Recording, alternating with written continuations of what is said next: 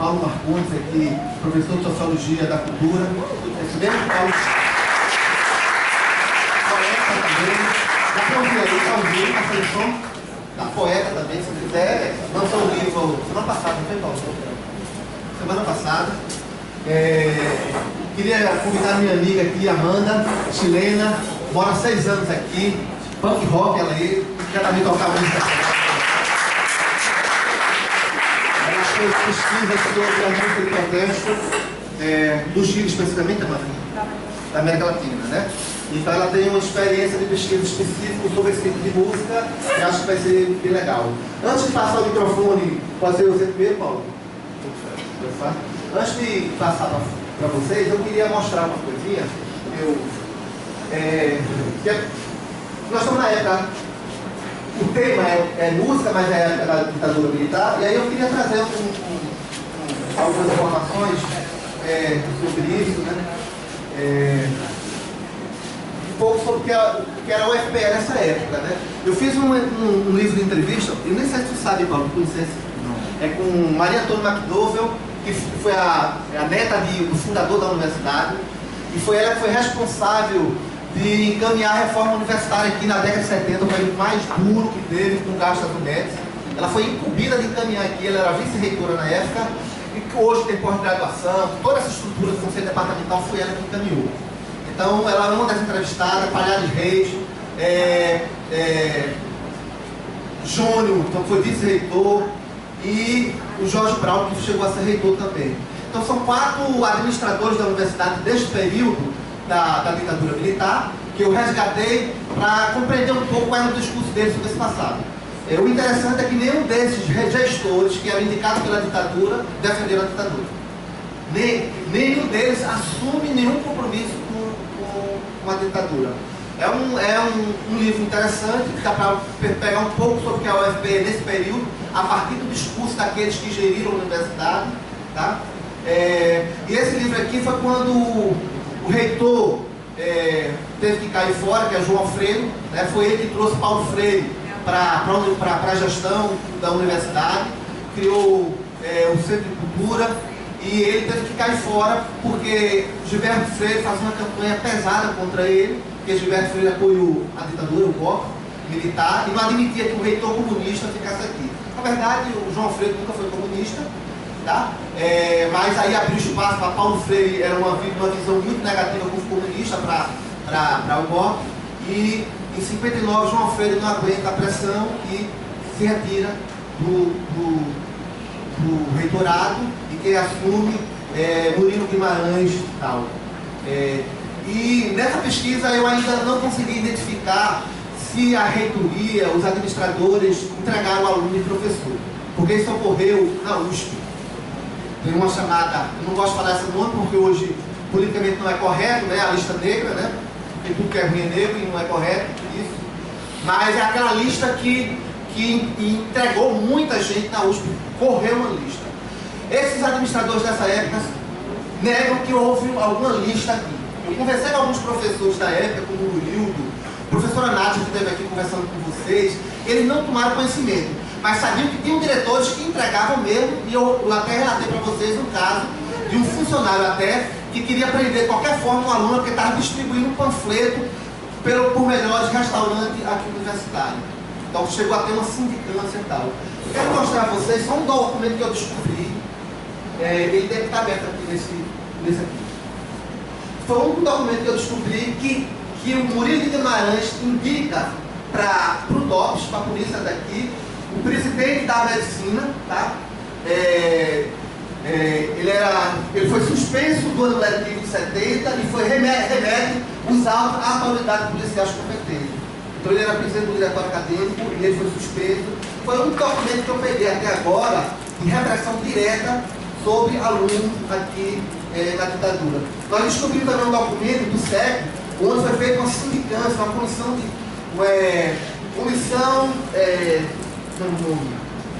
que aí tem Paulo Freire, Gilmar Muniz de Brito, e um padre belga aqui também, uns 10 professores seguidores foram chamados para responder por que estavam fazendo subversão aqui. Então nós conseguimos pegar esse documento apenas de identificando os personagens e tal. E é importante observar isso, que era muito comum a sindicância nessa época. Infelizmente, a Universidade Federal de Pernambuco está também voltando a esse tipo de sindicância, com alunos hoje na sindicância por causa da ocupação. Então hoje nós temos uma aluna já na Polícia Federal, na Justiça Federal, que pode ser até presa por resistência à Polícia Federal. Então, lamentavelmente, nós estamos faltando esse mecanismo de repressão, e eu espero que nós, um dia, consigamos expulsar definitivamente esse mecanismo de controle. Bom, feito isso, eu queria agora passar a palavra para Paulo Marcondes para ele fazer os comentários dele. 20 minutos, tá bom, Paulo? Tá bom?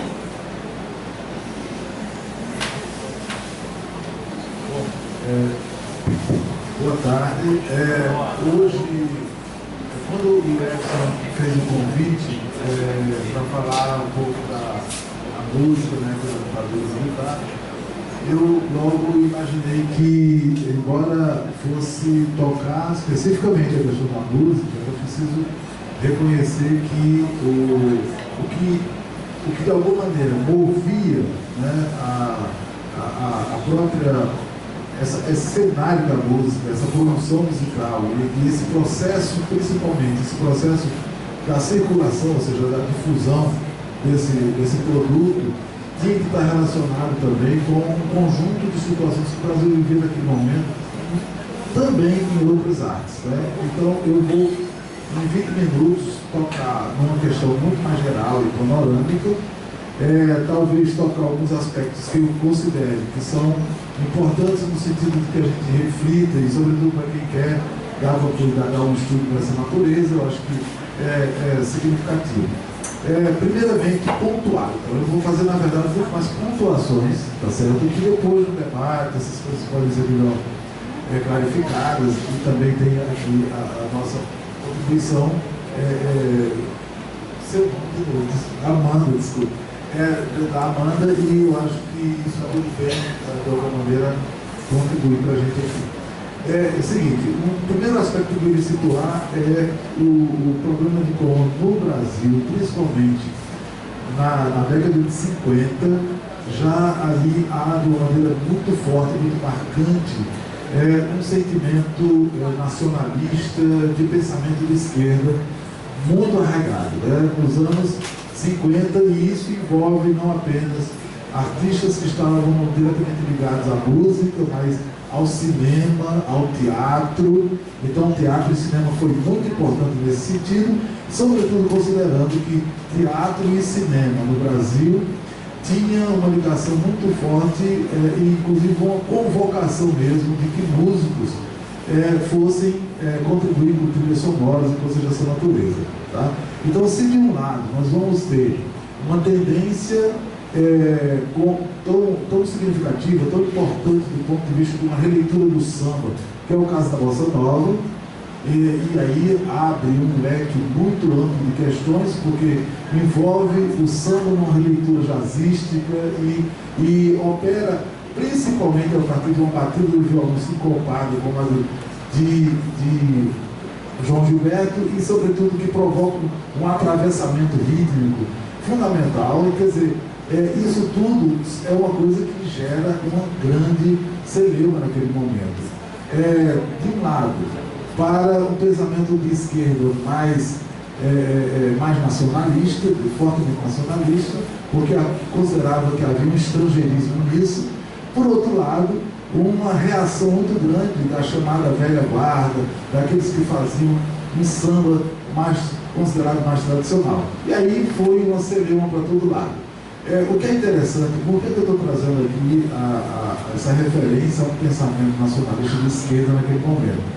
É que, por exemplo, se a gente pegar no cinema mesmo, o jovem Nelson Pereira dos Santos, um dos pais do cinema novo nos anos 60, ele vai participar lá em São Paulo, de crônicas de cinema, em que ele recusava terminantemente qualquer forma de estrangeirismo no cinema, mas de uma maneira muito marcante, e onde exatamente o neorrealismo italiano se tornou a única coisa mais estrangeira marcou de alguma forma a estética do pensamento dele. Mas, de fato, qualquer ideia de um cinema nacional estrangeirista que tivesse algum traço estrangeirista era uma coisa abominável da parte dele, do ponto de vista dele. Então veja só o que ocorre na virada nos anos 60. Quer dizer, há um processo, primeiro no Brasil, a partir da segunda metade dos anos 50. Aliás, já em 46, né, sim, seja no Brasil um processo de política populista, mas com liberdades, né, onde há um jogo muito importante de expressões e de lutas sociais incríveis no campo, na cidade, etc.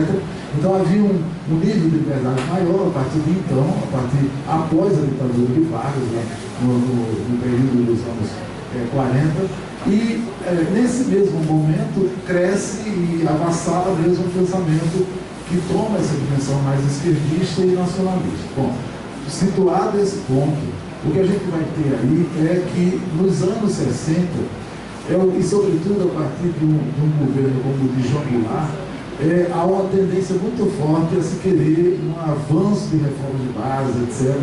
Ele próprio, no jogo populista, em sociologia e em ciência política, se coloca que um populista geralmente é aquele que tenta equilibrar o apoio das elites e, ao mesmo tempo, avançar, buscando apoio nas massas, prometendo reforma de base. E, nesse sentido, o populista vira aquela imagem de uma bailarina a grande escala, né? Porque, de fato, ele tem que atender a duas, até um determinado momento de limite em que as coisas podem entrar no colapso.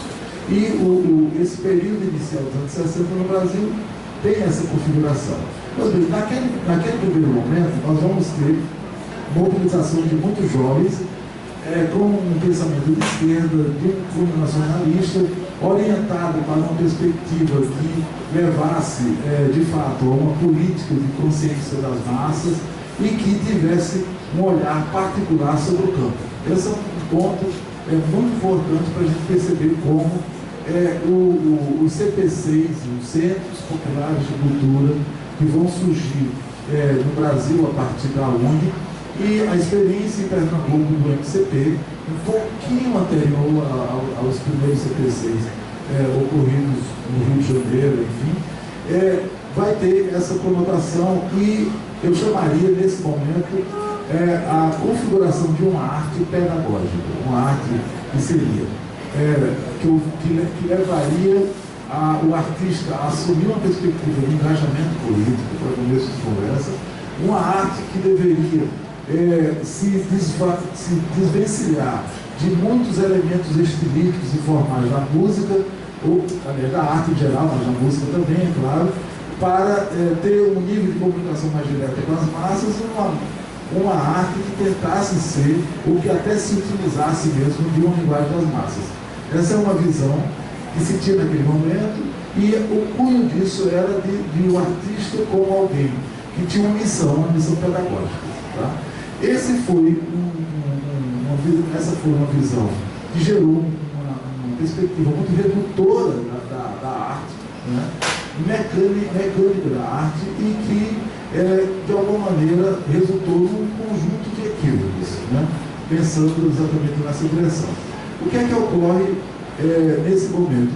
Muitos artistas, no cinema, na música, no teatro, etc., tinham claramente a ideia de que a propaganda que eles poderiam desenvolver através da arte, a dimensão pedagógica dessa arte levaria a um processo, ou contribuiria para um processo revolucionário, e evidentemente o que veio foi uma ducha fria com o golpe militar. Eu não vou aqui me ater tanto a detalhes da conjuntura, estou pensando aqui no universo da arte e o que vem a ser essa ressaca, essa rebarba desse intelectual, artista, após esse momento, essa situação do golpe militar. Veja, mas antes disso, a gente vai ver como um cara, como Carlos Lira, um compositor de primeira hora, já se encontra no primeiro disco do João Gilberto, de 58, o Chega de Saudade, com duas músicas ali. Um sujeito que ganhou o coração da Jaqueline Onassis, porque da Jaqueline Kennedy na época, com Maria Ninguém, na música que ela adorava, e essa música correu o mundo porque ela disse na Casa Branca que adorava essa música e pediu que fosse cantada. É uma música de Carlos Lira, que talvez muitos jovens aqui não conheçam, mas seria mais ou menos assim: Maria Ninguém, Maria, Maria, meu bem, uma coisa que vai por aí. Mas é esse mesmo Carlos Lira que faz parte dessa primeira geração da bossa nova, tida como jazzística, que no momento em que se envolve com os CPCs, vai também fazer uma crítica, uma recusa da bossa nova com um samba chamado Influência do Jazz. Né? Tem um samba dele que ele diz: pobre samba meu. Né? E aí ele vai mostrando como o samba se perdeu no caminho, e ele diz assim no final: é influência do jazz. Né? Daquela coisa que ele mesmo fazia em determinado momento. Então, nesse processo, o que eu estou querendo dizer é que uma segunda, alguns autores chegam a dizer, uma segunda fase da bossa nova teria uma conotação menos, digamos assim, esteticista na visão desses autores, e assumiria uma perspectiva muito mais social. Né? E isso foi um caminho importante para o que ficou chamado no pós-golpe militar de canção de protesto. Um outro aspecto importante que a gente não pode deixar de perceber é o seguinte: é que esse é o momento em que no Brasil as grandes gravadoras precisavam de talentos. Como disse o Chico Buarque, os festivais de música eram caça-talentos. Chico Buarque usa essa expressão e tem mais uma questão que ele coloca naquele momento. Naquela época, que ele coloca sobre aquele momento, ele diz: naquela época era muito mais fácil para nós assinarmos um contrato com a gravadora. Hoje um jovem, ele falando, portanto, já dos anos 90 para cá, ele diz: um jovem hoje tem muita dificuldade de ter, até porque muda toda uma conotação, todo um processo que vai de uma ordem tecnológica às relações dentro do processo de produção e difusão.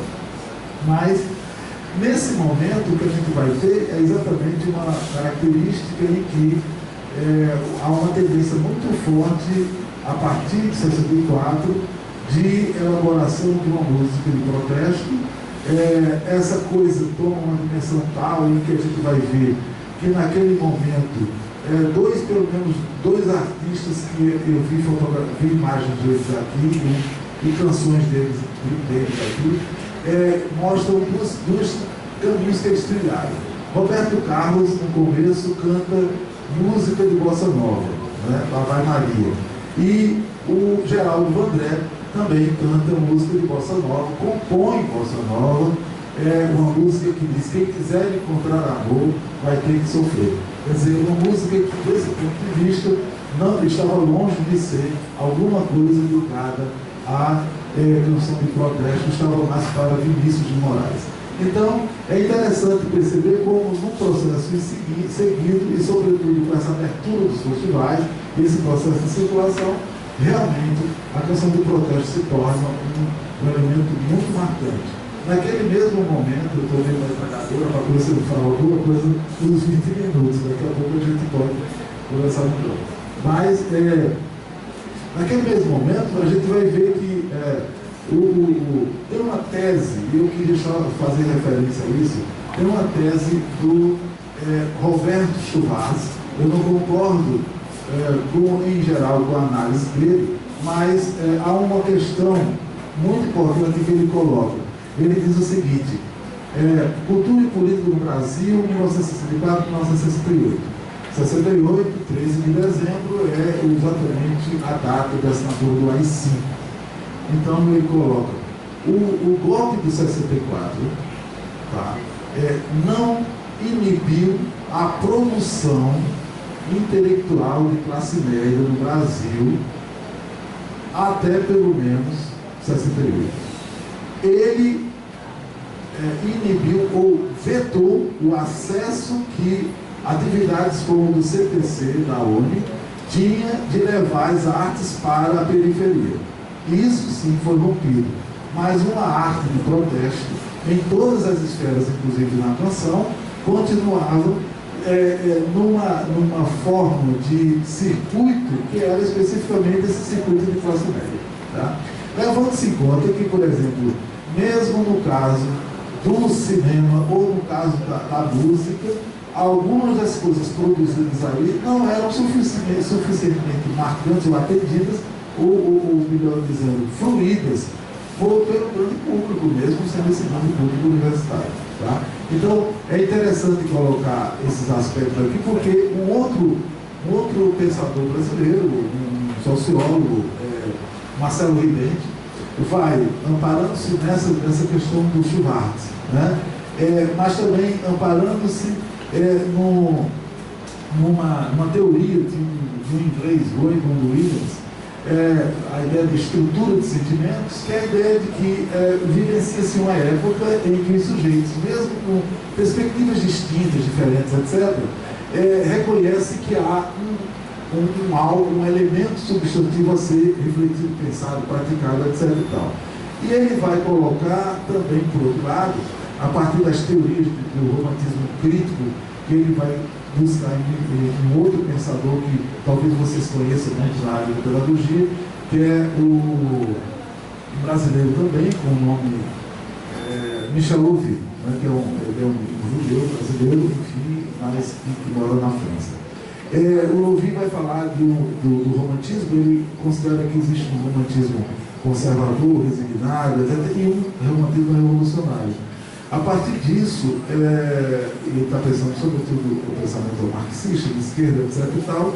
O Marcelo Ridente diz que o período de 64 a 68, no Brasil, na música, no teatro, no cinema, nas artes plásticas, etc., é um período que ele chama de marcado por uma estrutura de sentimento romântico revolucionário. Tá?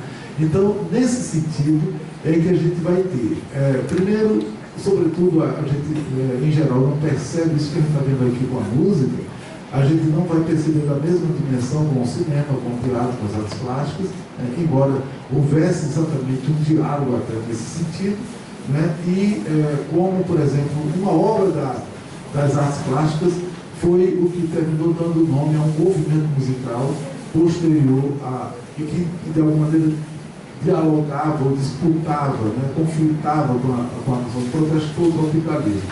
Né? A obra Tropicália de Elliot Sica, um artista plástico, enfim, experimental, lida com um outro processo de arte, que é a ideia da arte experimental da vida. Certo? Então, o que eu queria enfatizar nesse sentido era o seguinte, que há, nesse momento, e surge principalmente nessa dinâmica de aspectos aí, a canção de protesto que vai tomar, vai assumir para si uma função de resistência, uma ideia de resistência à situação da ditadura militar, a opressão e a censura, etc. e tal, e isso vai fazer com que, inclusive, determinadas, o mesmo artista, dependendo do contexto, do fechamento, ele faça uma música que tem uma riqueza muito grande do ponto de vista, inclusive, da estilística musical, dos elementos formais da música, como disparada, geralmente, né? Ele chama nada mais, nada menos, ali para fazer o arranjo, um quarteto novo, que era um quarteto experimental no Brasil, composto por Ayrton Moreira, por Hermeto Pascoal, por esqueci agora o Theo de Barros, e Ayrton Moreira, Theo de Barros, Hermeto Pascoal, e eu esqueci da quarta pessoa. E vocês vão ver que o disparado está sendo tocado ali, e uma coisa inusitada na percussão, que é uma queixada de burro, que o percussionista está com ela na mão e dá as pancadas assim, que vocês notaram na imagem, está do lado esquerdo de Jair Rodrigues. Mas esse mesmo Geraldo Vandré, que faz esse tipo dessa música tão mais ousada e marcada de uma força musical muito grande, e ele termina fazendo uma outra música, que a gente viu como a última aqui, musicalmente muito conservadora, né, do ponto de vista musical, embora tenha uma letra que vai, de alguma maneira, passar uma panorâmica do quadro que a gente viveu naquele momento, mas para ele cabia exatamente fazer essa música mais simplória, embora bela, né? A simplicidade pode ser bela, evidentemente, e é um desafio, inclusive, isso, mas ele faz uma música desse ponto de vista que seja capaz de atingir, de pegar mais rápido, de ter uma coisa que envolva as massas de maneira mais forte. E isso no Brasil, naquele momento, era muito marcante. O que se fazia em determinado momento, muitas vezes era jogar com sentidos duplos, etc., porque você podia ser direto. Ele ali é muito direto quando fala de soldados armados, ele que não sabe bem o que fazer com aquilo, etc. e tal. Mas há uma música nesse festival que ele canta isso, ele tira o segundo lugar. Quem tira o primeiro lugar é uma música sofisticadíssima, com uma letra sofisticadíssima, e que fala de uma canção de exílio, que é Sabiá, do Chico, do Tom Jobim, que é vaiada, é profundamente vaiada, e ele chega mesmo a dizer, a certa altura, que os nossos concorrentes merecem todo o respeito, essa coisa toda. Na verdade, era, me desculpe, mas como dizia minha avó, era comparar Jesus Cristo com Jeto Chudo, uma música e outra. Então, na verdade, essa coisa da riqueza que estava ali não é uma coisa que chegasse de maneira tão clara, tão visível para a grande plateia, coisa que vai.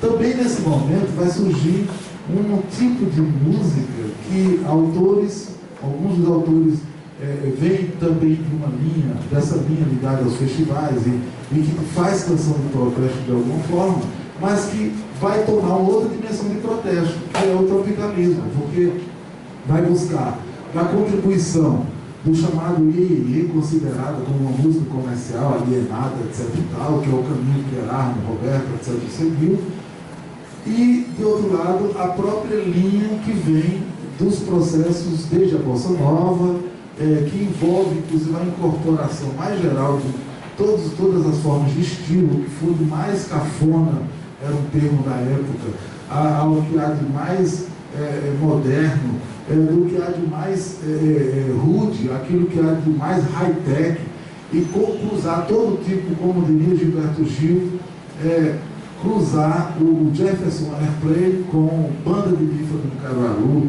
e coisas dessa natureza. Isso se deu de uma maneira muito marcante quando Gil veio passar férias aqui e terminou gravando muita coisa, muito som local, indo para Caruaru, gravou banda de bífado, etc., Unido Almeida e coisa que vai.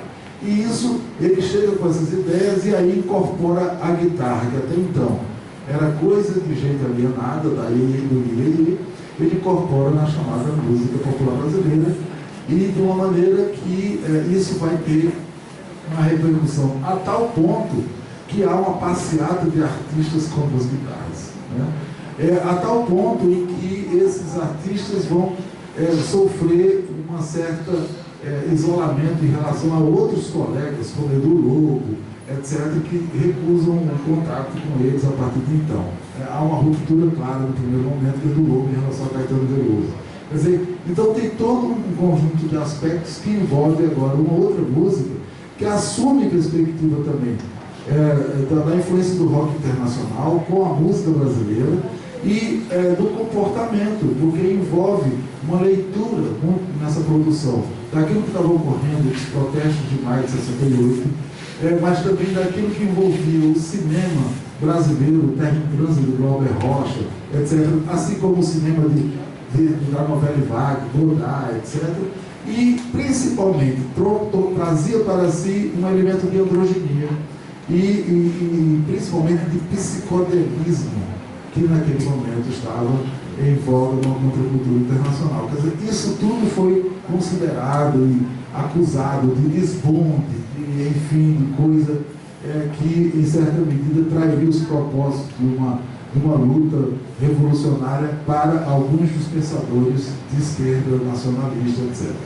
E, nesse sentido, inclusive, era a busca de uma nova, como diria o Caetano, o tropicalismo é uma neoantropofagia, e, no entanto, assumir exatamente uma conotação nesse sentido da antropofagia oswaldiana, de Oswald de Andrade.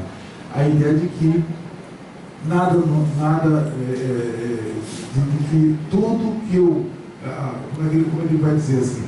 Mais ou menos a ideia de que aquilo que eu julgo, né, é uma dimensão fundamental para mim e eu de grupo, né?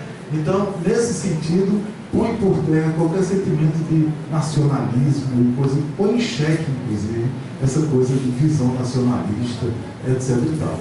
Então, é um movimento que termina vivendo o desagravo da direita, que não sabia o que aqueles caras estavam querendo fazer, vestido roupinho de mulher, ou coisa que o vale, do batom, de um lado e de outro, porque era a esquerda que dizia que esses caras estão traindo tudo, estão querendo levar para sacanagem aquilo que é o nosso propósito principal, que é lutar contra a ditadura.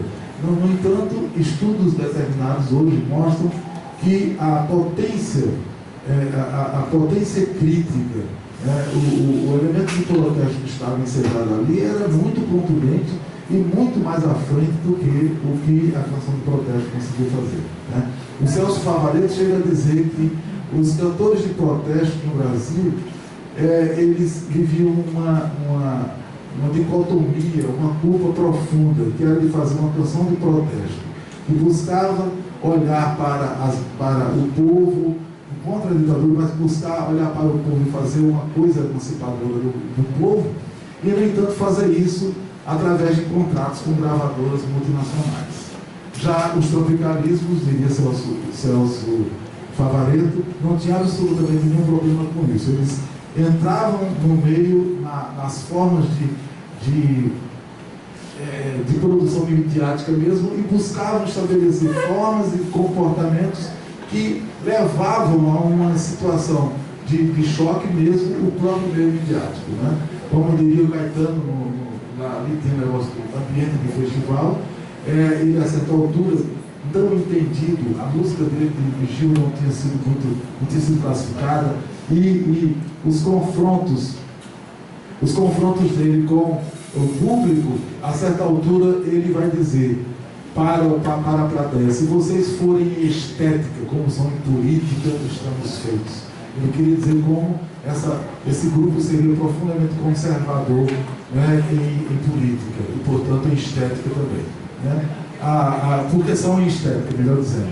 Para encerrar, então, há uma questão muito marcante para a gente, que eu queria deixar aqui então, no ar, pensando exatamente nessa configuração, o fato de que refletir a questão da arte implica em entender que política, eu discordo, por exemplo, de como o Everson falou no final para apresentar